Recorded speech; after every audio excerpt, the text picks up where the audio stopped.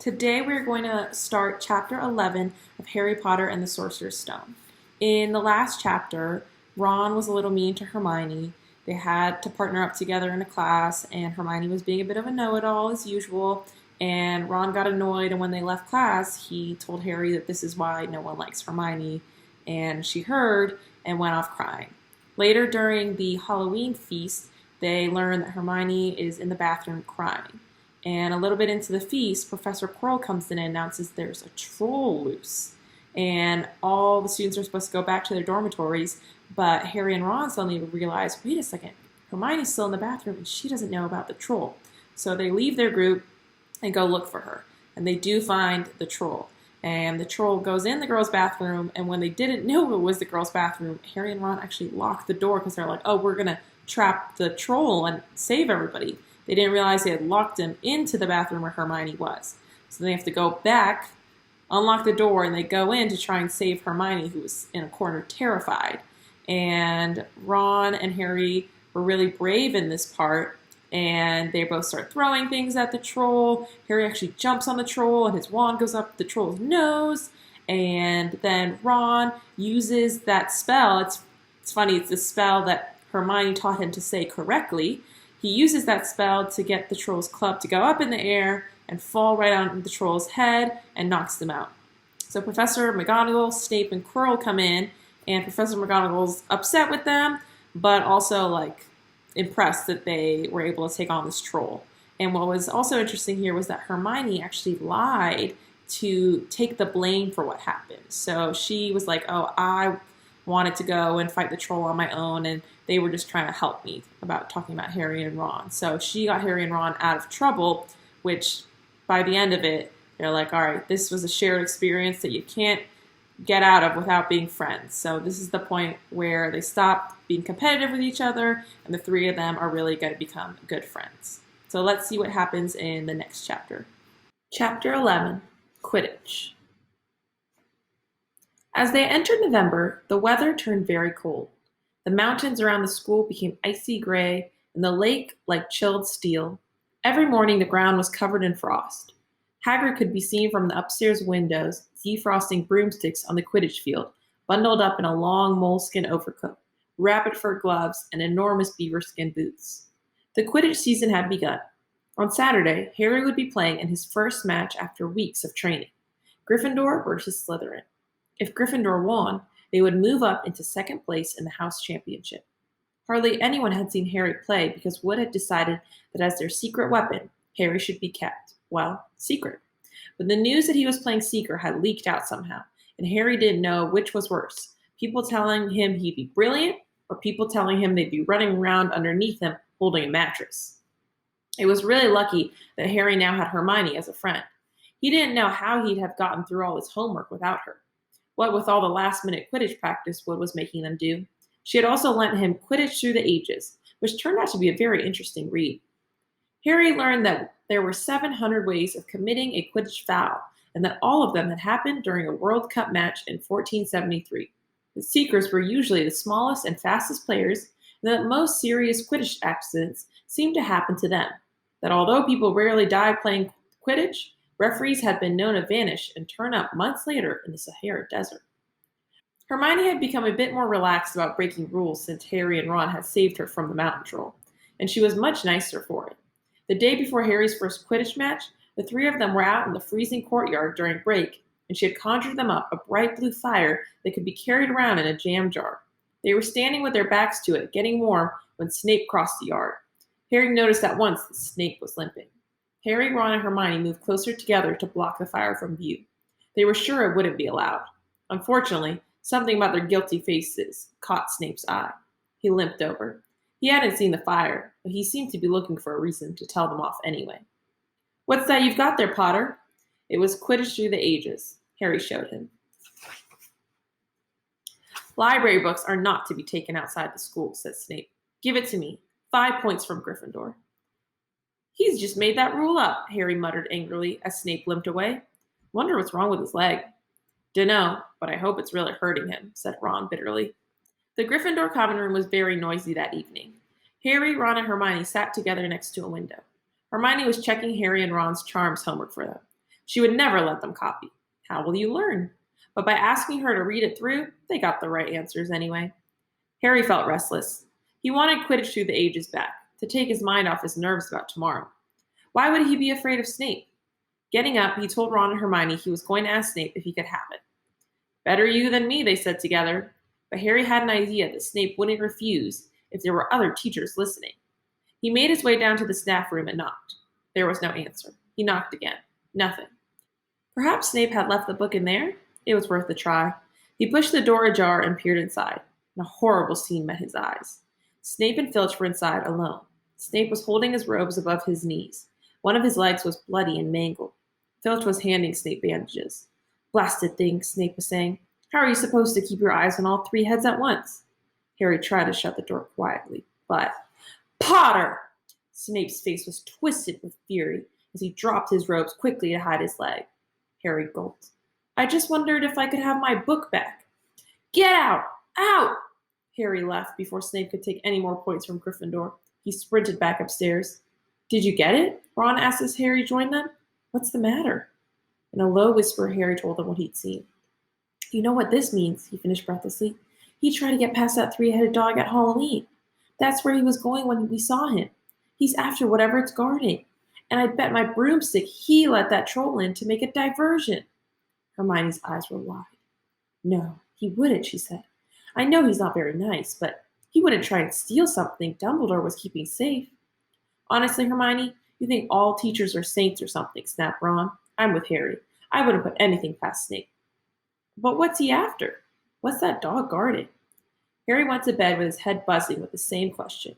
Neville was snoring loudly, but Harry couldn't sleep. He tried to empty his mind. He needed to sleep.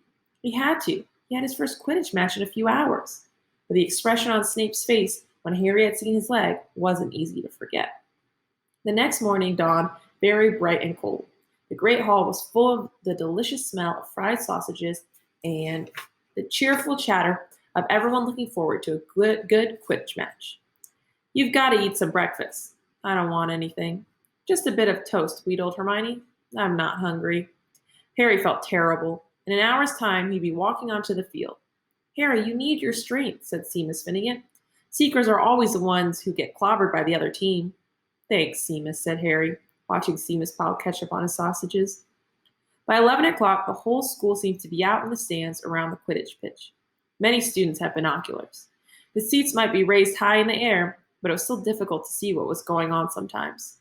Ron and Hermione joined Neville, Seamus, and Dean the West Ham fan up in the top row. As a surprise for Harry, they had painted a large banner on one of the sheets Scabbers had ruined.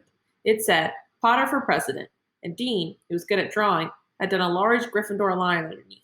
Then Hermione had performed a tricky little charm so that the paint flashed different colors. Meanwhile, in the locker room, Harry and the rest of the team were changing into their scarlet Quidditch robes. Slytherin would be playing in green. Wood cleared his throat for silence. Okay, men, he said. And woman, said Chaser Angelina Johnson. And woman, Wood agreed. This is it. The big one, said Fred Weasley. The one we've all been waiting for, said George. We know Oliver's speech by heart, Fred told Harry. We were on the team last year. Shut up, you two, said Wood. This is the best team Gryffindor's had in years. We're going to win. I know it. He glared at them all as if to say, or else. Right, it's time. Good luck, all of you. Harry followed Fred and George out of the locker room and, hoping his knees weren't going to give away, walked onto the field to loud cheers. Madame Hooch was refereeing. She stood in the middle of the field waiting for the two teams, her broom in her hand. Now I want a nice fair game, all of you, she said, once they were all gathered around her. Harry noticed that she seemed to be speaking particularly to the Slytherin captain, Marcus Flint, a fifth year. Harry thought Flint looked as if he had some troll blood in him. Out of the corner of his eye, he saw the fluttering banner high above, flashing, Potter for President over the crowd. His heart skipped. He felt braver. Mount your brooms, please. Harry clambered onto his Nimbus 2000. Madame Hooch gave a loud blast on her silver whistle. 15 brooms rose up, high into the air. They were off. And the quaffle was taken immediately by Angelina Johnson of Gryffindor. What an excellent chaser that girl is, and rather attractive, too. Jordan! Sorry, Professor. The Weasley twins' friend Lee Jordan was doing the commentary for the match, closely watched by Professor McGonagall.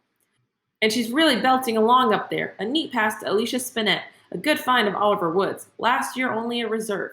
Back to Johnson and... No, the Slytherins have taken the quaffle. Slytherin Captain Marcus Flint gains the quaffle, and off he goes.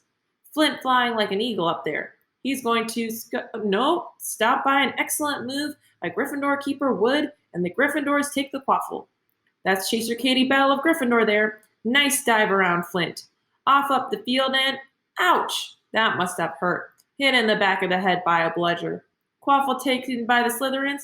That's Adrian Pusey speeding off toward the goalpost, but he's blocked by a second bludger, sent his way by Fred or George Weasley, can't tell which.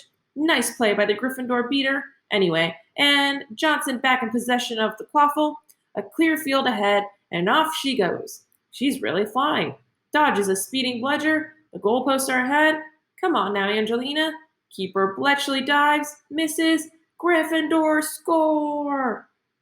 Gryffindor cheers filled the cold air with howls and moans from the Slytherins. Budge up there, move along. Hagrid! Ron and Hermione squeezed together to give Hagrid enough space to join them. Been watching from me hut, said Hagrid, patting a large pair of binoculars around his neck. But it isn't the same as being in the crowd. No sign of the snitch yet, eh? Nope, said Ron. Harry hasn't had much to do yet.